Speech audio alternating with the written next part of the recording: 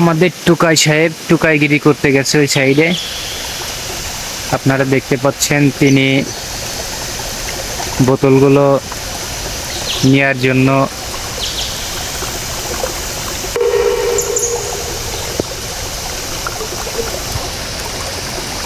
Already অনেকগুলা বোতল তিনি নিয়ে আসতেছে।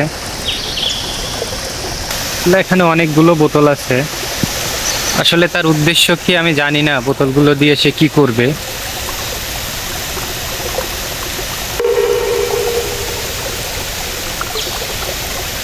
আচ্ছা, তার কাছ থেকেই আমরা শুনি বোতলগুলো দিয়ে সে কি করতে চাচ্ছে।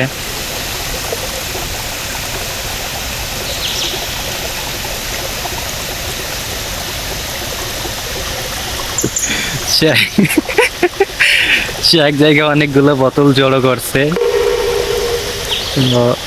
বোতলগুলো আনতে গিয়ে একবার পড়তেছে আবার উঠাচ্ছে। তা সে এবার সফল হয়েছে, একসাথে জড়ো করে আনতে পারতেছে।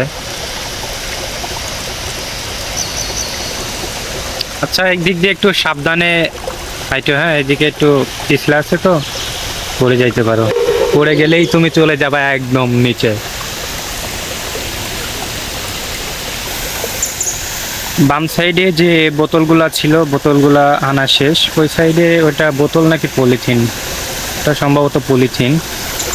আর এইখানে কিন্তু আপনার অনেক পানি, পানি বলতে মাদা সমান হতে পারে, দেখি না। এখন ডান সাইডে আরও কিছু বোতল আছে, তো আবার আনতে গেছে।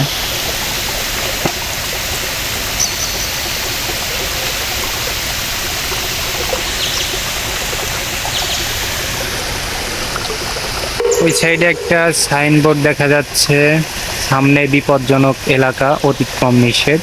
ওকে, আমরা ওইদিকে না যাই। এখানে কিন্তু এখন আশেপাশে আর কেউ নেই, আমরাই আছি।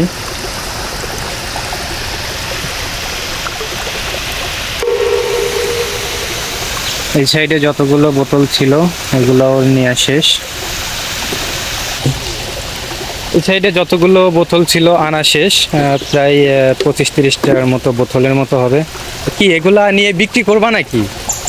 আরে না, এখানে আসলাম, এখানে রাত্রে দেখলাম যে এখন একটু খারাপ দেখা যাচ্ছে, সেই জন্য বোতলগুলো ভাবলাম একটু পরিষ্কার করে পুরাই ফেলে। এখানে তো মানুষ আছে ঘুরতে, প্লাস্টিকের জিনিস ব্যবহারে খুবই সচেতনতা অবলম্বন করতে হবে। ঠিক আছে, দেখা গেল আমি একা একটু কষ্ট করলাম, এই জন্য এটা পরিষ্কার হয়ে যেতে। যদি সবাই মিলে এরকম করে তাহলে জায়গাটা অনেক সুন্দর থাকবে, না হলে জায়গাটা রাখার মতো পরিবেশ থাকবে না। ঠিক আছে না? হ্যাঁ, তার বোতলগুলো একসাথে জড়ো করার উদ্দেশ্য হলো এখানে একটু বোতলগুলা, অনেকগুলা বোতল একসাথে জড়ো হয়েছে, যার কারণে খারাপ দেখা যাচ্ছিল। তার উদ্দেশ্য হচ্ছে বোতলগুলা এক জায়গায় জড়ো করে পুড়িয়ে ফেলবে, হয়তো এতে পরিবেশটা একটু ভালো দেখা যাবে। এই উদ্দেশ্যেই এই বোতলগুলো এখানে আনা। আমি তো ভাবছিলাম তুমি মনে হয় টুকাইগিরি করতেছো, বোতলগুলা নিয়ে মনে হয় বিক্রি করবা, বুঝছো? কেরোসিন তেলের কাজ, বুঝছো? আচ্ছা, এটা এখন এই যে কেরোসিন তেল দিচ্ছে, এটা দিলে পরে হয়তো জ্বলতে খুবই ভালোভাবে জ্বলবে।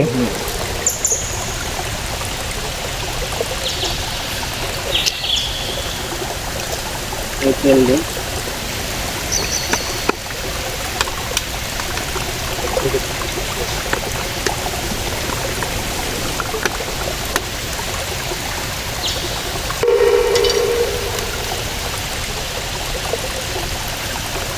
30 আরো লাগবে দেওয়া? বেশি লাগবে না, মোটামুটি যত পলিটলি আছে।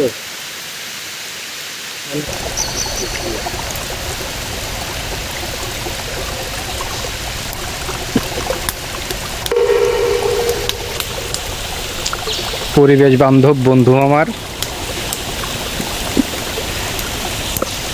বহুত মানুষ আছে, আমরা যখন ঘুরতে আসি না, অনেক আছে দাঁত এগুলো পরিষ্কার করার জন্য। আগুনটা তো সেই।